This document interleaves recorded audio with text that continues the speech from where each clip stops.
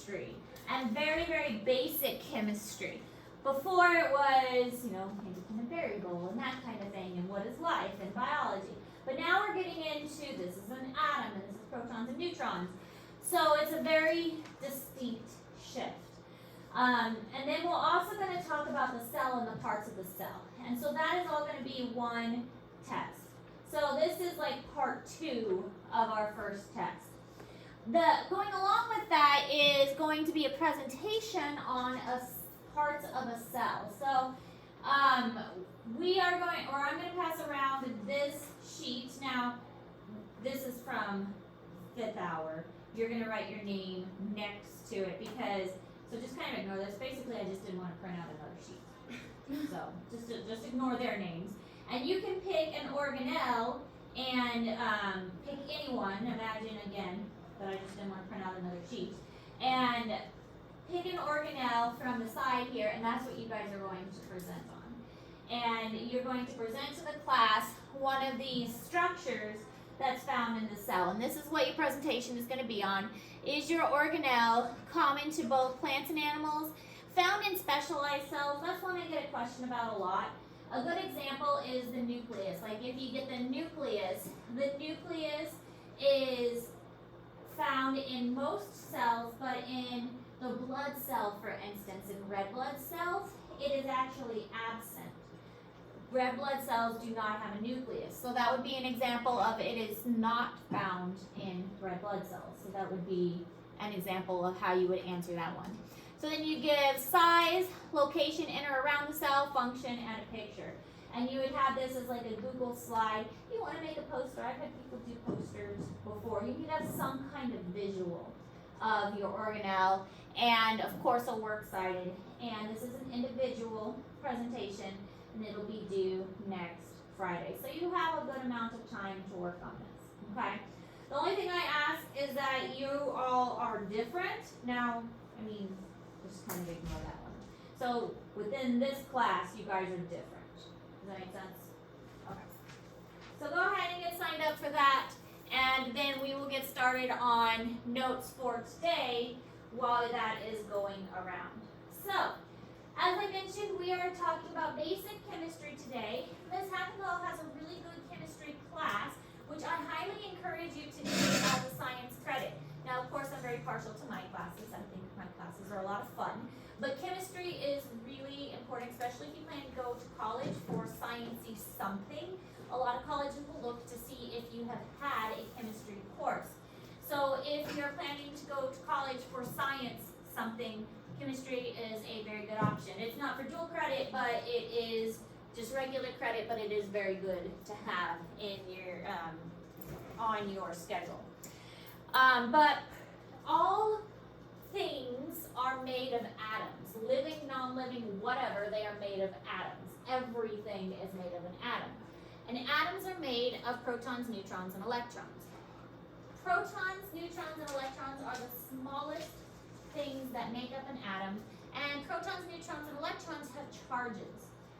So protons are positive, Now neutrons you would think are negative, but that's not the case. Neutrons are actually neutral. Neutrons neutral, protons positive. Electrons are the ones that are negative. Electrons are itty bitty teeny tiny, and they are so small that they don't really account for much of the actual mass of the atom itself. So when we're thinking about how much mass that an atom has, electrons don't count. It's just the protons and the neutrons that account for mass. Now, remember back in the day when you used to play with magnets in elementary school? I used to love playing with magnets. They were so much fun. You had bar magnets, and they had a north and a south pole on them. What happened when you put a north and a south pole together? Yeah. So a north and a south pole went together, okay? What happened when you put a north and a north pole together? Went apart. Alexis made into the office. Alexis made it into the office. So a north and a south pole went together. North and a north pole go apart. Well, we're going to see something similar to that happen with positive and negative charges.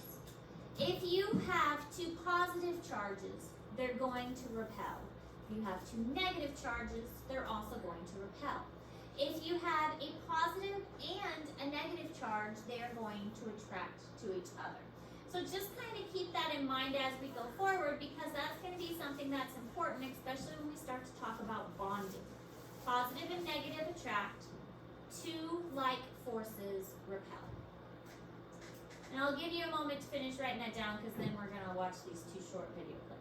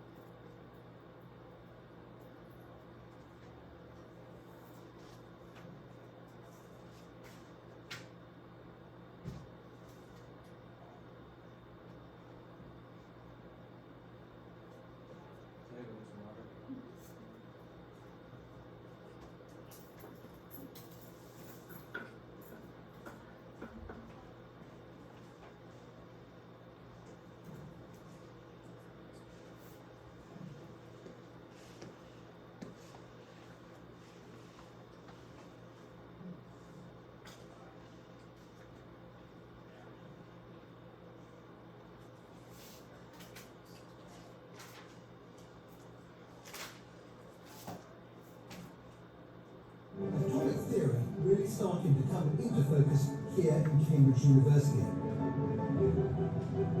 In the rather unassuming Cavendish Laboratory.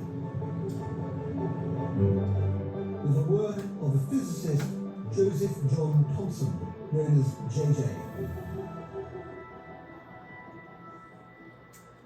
He realized that what was causing the tube to glow and the paddle wheel to spin were a stream of tiny charged particles. Particles far, far smaller than even atoms. He built more accurate and delicate versions of Crookes tubes. Thomson calculated the particles causing the wheel to move were 1,000 times smaller than an atom. It caused a sensation. They were named electrons, the first subatomic particles to be discovered. It was an achievement that gained J.J. Thomson the Nobel Prize for Physics in 1906. A new layer of our understanding of what the world is made of opened up in the early 20th century. The world was made of atoms, and they were made up of three fundamental particles. Protons and neutrons packed into a nucleus, surrounded by electrons moving in orbits.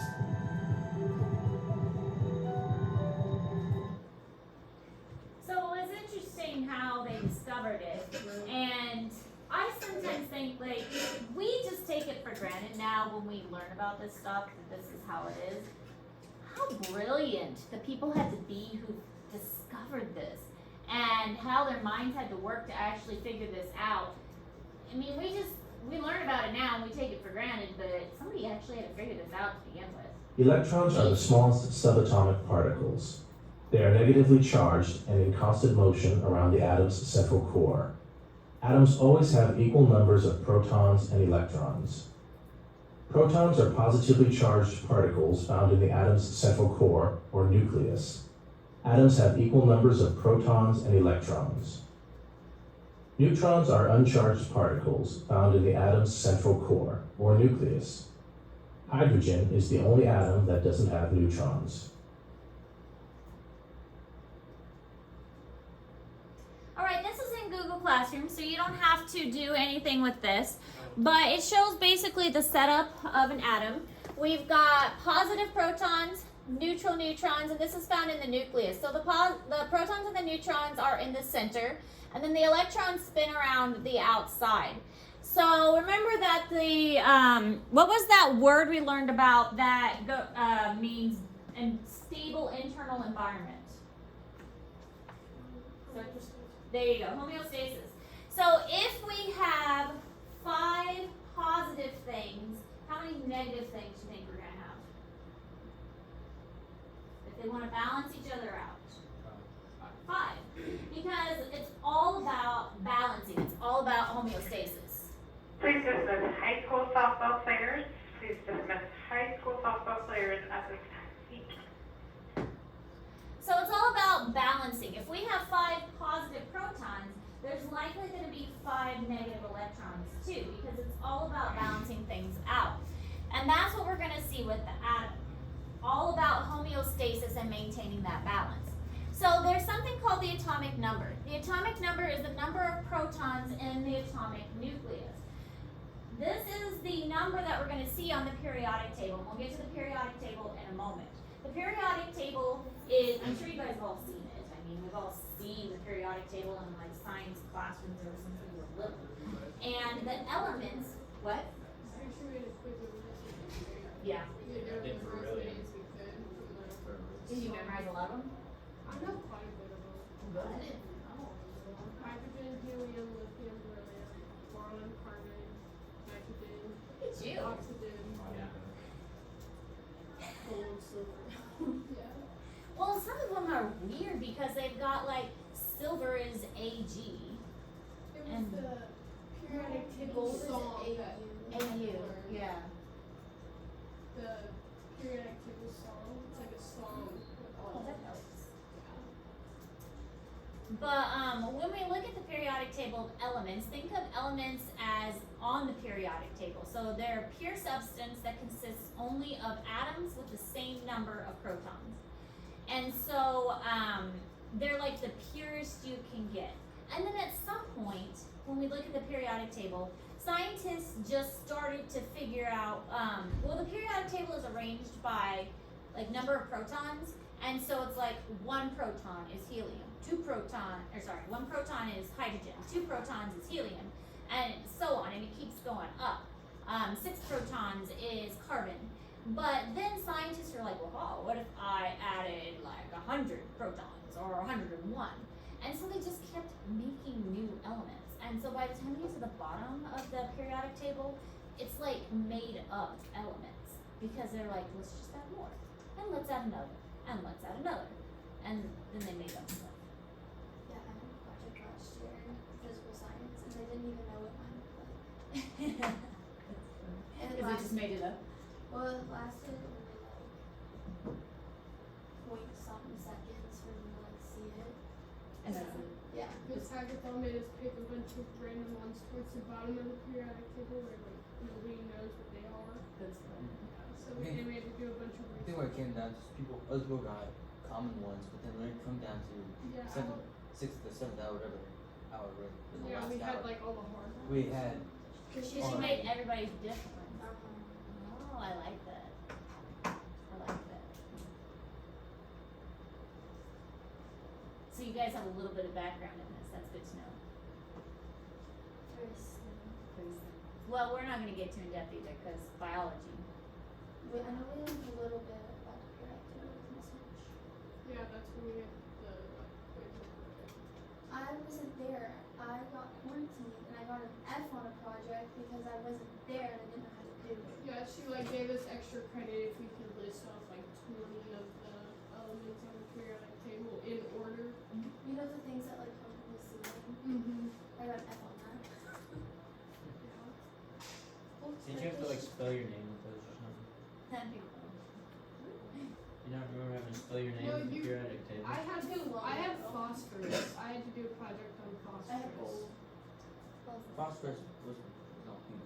Yeah, it's a little red thing that has a match. I had like But crazy. see, you guys remember it. I had some Us weird one, like, teachers were onto something. I know, I feel like we like learned I feel like I already know so much about it. I think I had We're some on like to something. crazy with photosynthesis diamonds. in 8th grade. We did a lot about photosynthesis. Who's your 8th grade teacher? I need to talk to them. Is he It's listed on Mr. that? Mr. Oh, Mackey. Mr. Mackey? He was our science teacher in 8th Good grade. for him. I can't remember if it was him or Miss Hinch that did the extra credit for the. I think it was him because Miss Hinch didn't really like do extra credit. Mr. honestly Mackey don't sounded like remember. he was doing good. All I remember is her voice when we fall asleep. I don't think you can fall asleep to my voice. She always kept No. it dark in the room. Too loud and She always annoying. kept it dark in the room. Yeah, and the room was always super dark there. Yeah, nothing happens. Alright, anyway, periodic table, this is what it looks like. So this is an element, this one's obviously carbon, and our atomic number is here at the top. So the atomic number represents the number of protons. In this case, carbon has 6 protons. Then we also have something called the atomic mass. The atomic mass is the bigger number, and this is the number of the protons and the neutrons together. So the atomic mass, and the reason we call it the atomic mass is it is, I hesitate to say way more because mass and weight are 2 different things. But you get the idea, is it has more mass. And so the neutrons and the protons have more mass together. Now the electrons are so tiny, but they don't count for any mass because they're so small. So the atomic mass is the protons and the neutrons. So if we know that there are 6 protons, how can we figure out how many neutrons there are? Subtract it from the mass. Correct. We take 12 minus 6. So in this case, we would know that there are 12 protons and there are also 12 neutrons, which is pretty easy to figure out. But how would we figure out how many electrons there are? Because we can do that too.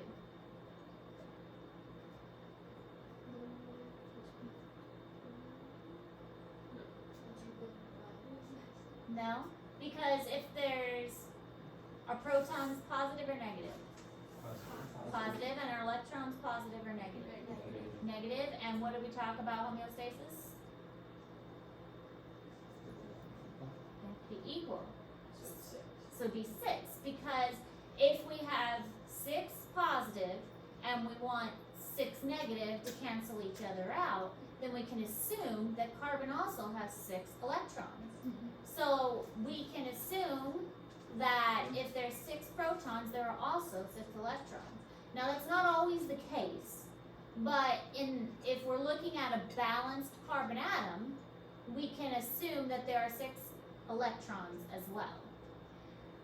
So if you see something similar to this on the test, hint, hint, then I ask you how many protons, neutrons, and electrons there are, hint, hint. You would be able to tell me that there are 6 protons, 6 neutrons, and 6 electrons because you know this is protons. You'd be able to figure out the neutrons because 12 minus 6 is 6. And you would also be able to know that there are 6 electrons because the protons and electrons are the same. Making sense? Okay. Alright, so there's also this thing called isotopes. Isotopes is a form of an element that differs in the numbers of neutrons. Now this is a little tricky because the neutrons don't account for any charge. They account for the mass, but they don't account for the charge. So the atomic number might be the atomic mass might be different because you might have a couple more neutrons thrown in there, but the charge itself is not going to be swayed either positive or negative, but you might have more mass. So a good example is hydrogen. Hydrogen does not have any neutrons, but you could have potentially a hydrogen that has in its normal state, hydrogen doesn't have any neutrons. But let's say you find a hydrogen that has 2 neutrons, that's an isotope. Or you find a hydrogen that has 3 neutrons, that's an isotope. Because the neutrons are neutral, it has a different mass number because they are bigger and have more mass, but it doesn't have any charge, it's not affecting the charge of it. Does that make sense? Okay. Now there's also something called radioisotopes. Radioisotopes is the isotopes with an unstable nucleus. When you're messing with the neutrons within that nucleus, it's not going to be as stable as you would anticipate. So this is more like when you're getting into radioactive stuff. When you start messing with the nucleus of an atom, this is why it's called a nuclear bomb or an atomic bomb. Because you're messing with the nucleus of an atom and that's when you're gonna start getting radioactive issues, okay? Because it's unstable. So radioisotopes is also like radioactivity and unstable problems. It's basically leave the nucleus of an atom alone, unless you want issues.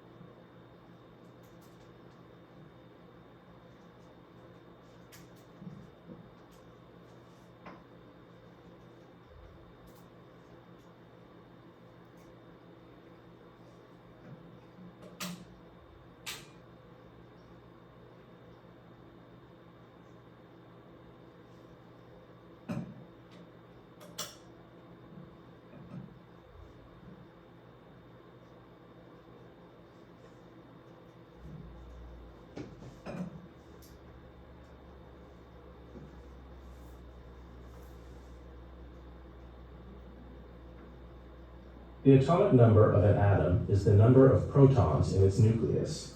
All atoms of an element have the same atomic number. All atoms of hydrogen have an atomic number of 1, and all atoms of helium have an atomic number of 2.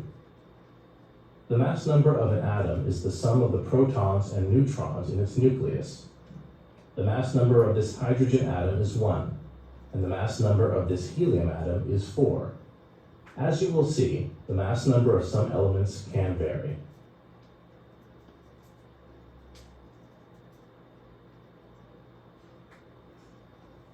All atoms of the same element have the same number of protons, but may vary in how many neutrons they have.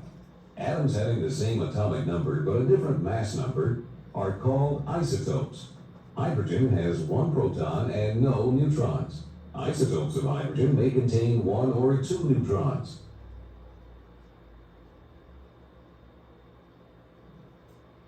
Now the other thing with atoms is they have these, I often call them shells, but you may hear me call them orbits, but they all mean the same things. The nucleus of the atom is where the protons and the neutrons are found, but the electrons spin around the outside of that nucleus in these orbits. They are filled with electrons, but they can only hold so many. Think of it as like a glass of water. The glass can only hold so much water before it overflows and the water flows to the surrounding areas. And so once it overflows, the water flows out and fills the next surrounding area, and then it'll overflow that and fill into the next area, and so on. So these orbits can only fill so much. Now, for our purposes, and we'll look at a slide in the next couple slides that has a picture of this, we're only going to talk about the first 3 shells. If you go on to like really advanced chemistry, you may have to learn more, but we just learned the first 3 shells. So the first shell has 2 electrons that it will hold. The second shell will hold 8 electrons, and the third shell will also hold 8 electrons. The further away you get from the nucleus, the more energy that it has. So as you move further and further away from the nucleus, more energy is possible. Now, just like, these atoms are kind of picky. We talked about being balanced with the positive and negative. Well, just like being balanced, the atom also likes to have its shells completely full if it can. So if possible, having those shells completely full is a good thing. It doesn't like to have any open spots in that. And we'll get into that in more detail too.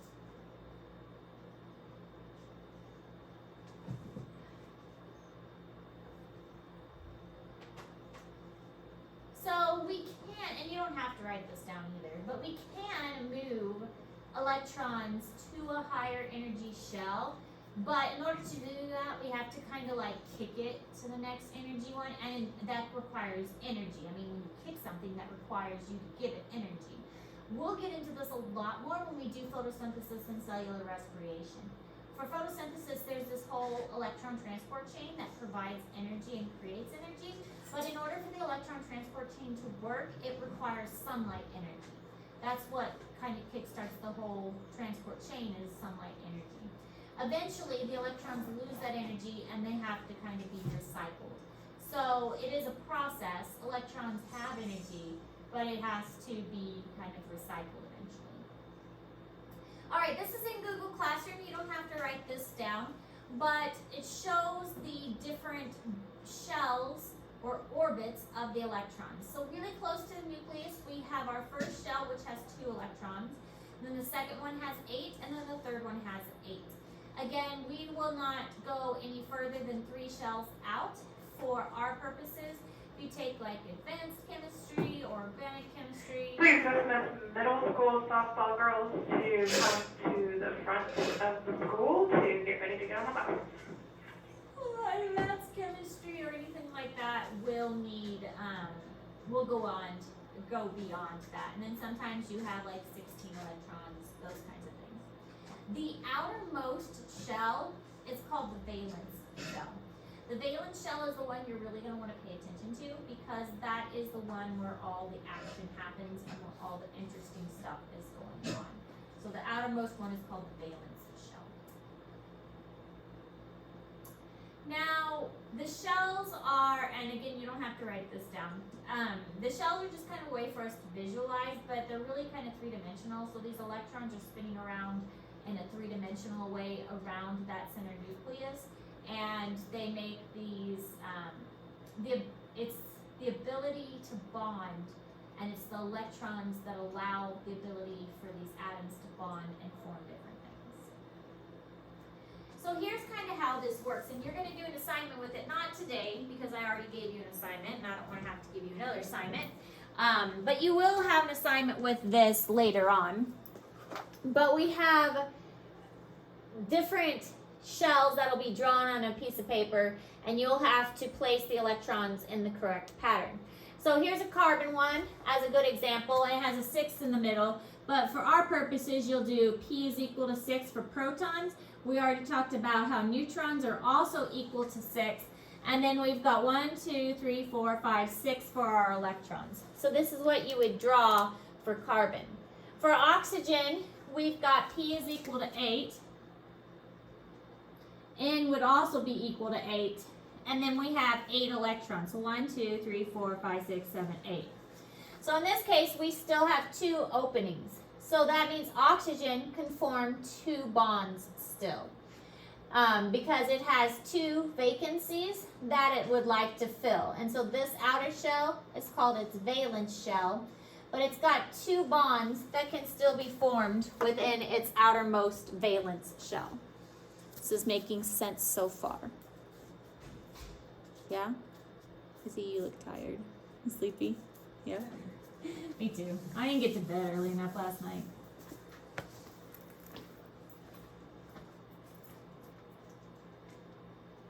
So when an atom's outermost shell is filled with electrons, it has no vacancies. This is also the most stable.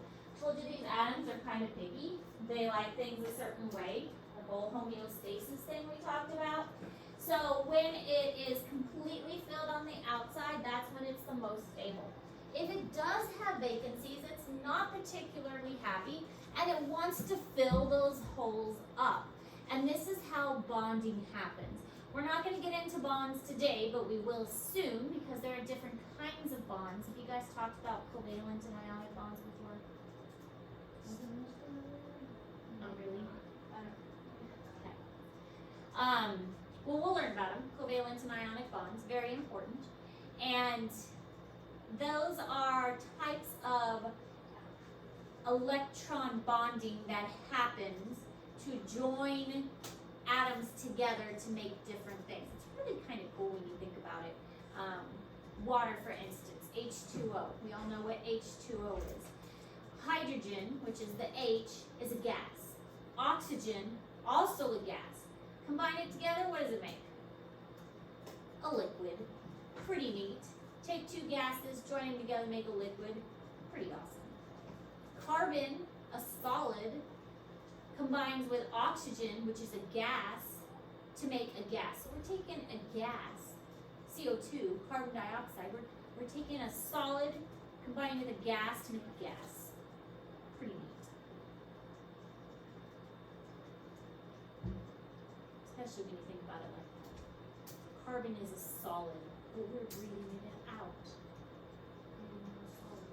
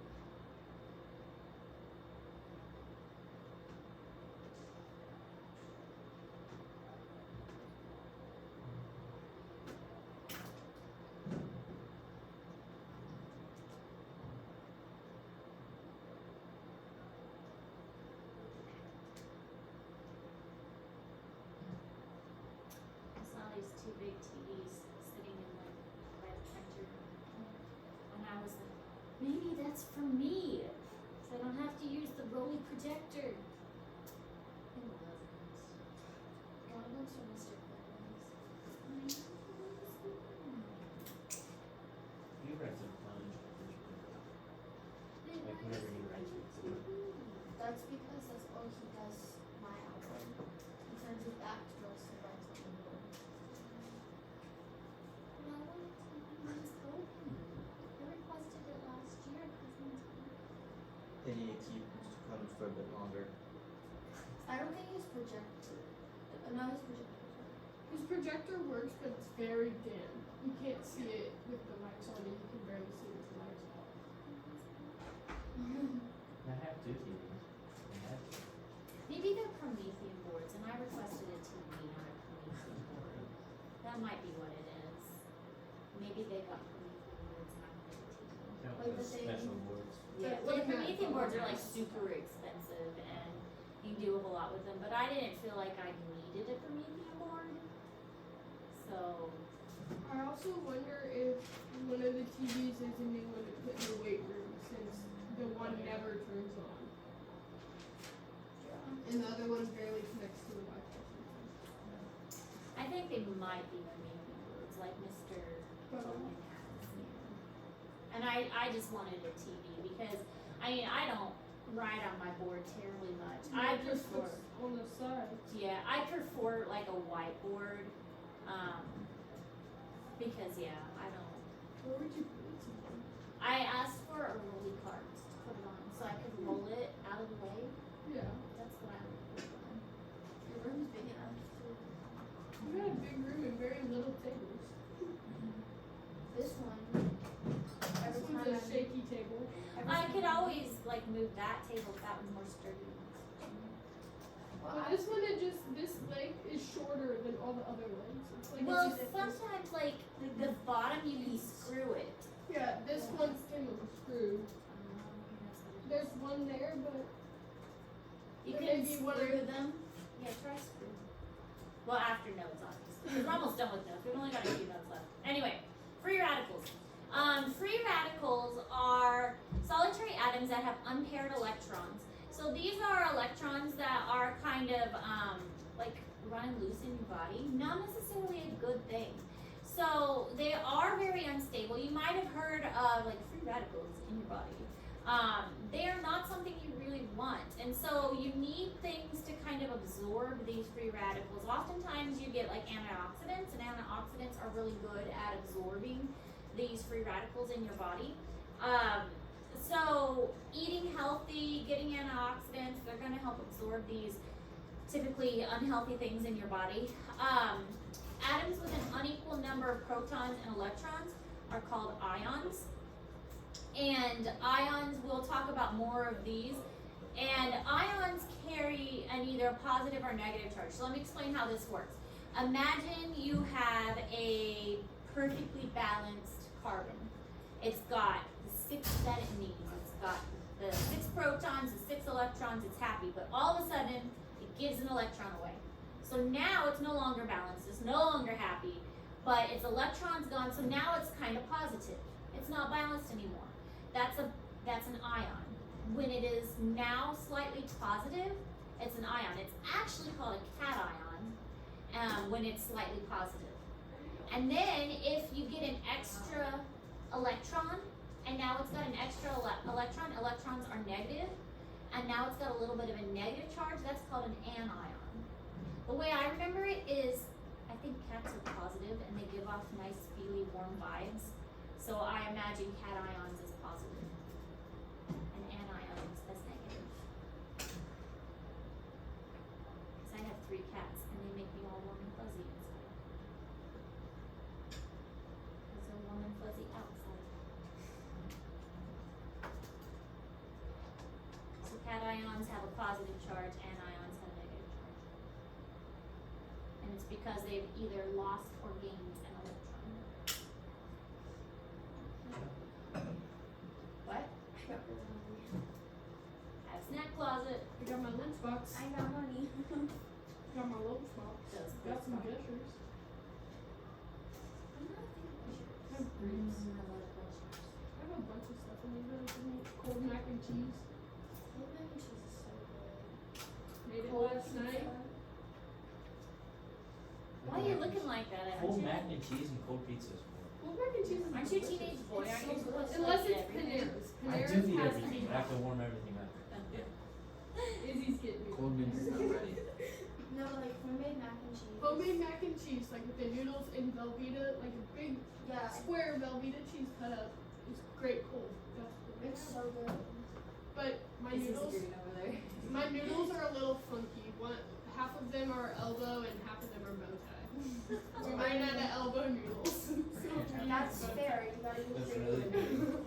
We've used They're really big spaghetti shells. noodles before. We had those shells that are like that big. Okay, so this is how an ion is formed.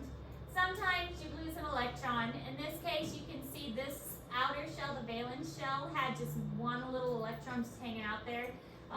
This guy didn't really like it so much, so he lost his electron. Because atoms are picky, they like to be balanced, but they also like to have their shells full. They can't make up their mind what makes them happy. So he gives his electron away. And now, yeah, his shell is full, but he's also no longer balanced. So he is now a cation because he is now positive. And this one, he has gained an electron because he was almost full. He was just missing one. But he had to gain one to make himself all full. But yeah, okay, now he's got his full valence shell, but now he's a little negative, so now he's an anion.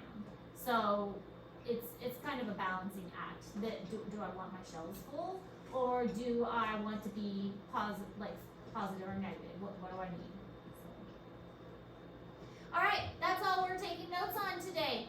You have what little time remains in class to work on your presentation. You probably get another assignment tomorrow. The other assignment's pretty easy.